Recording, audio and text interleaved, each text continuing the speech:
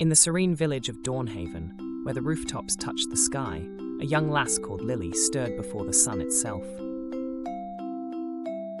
Lily's early footsteps echoed through the silent village, her presence like a whisper of promise in the stillness of the morning.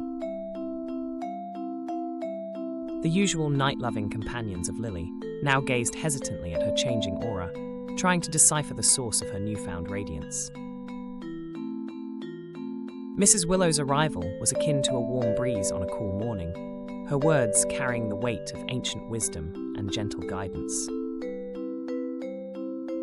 The once carefree companions of Lily were now entangled in the shadows of their own habits, yearning for the lightness that Lily seemed to possess.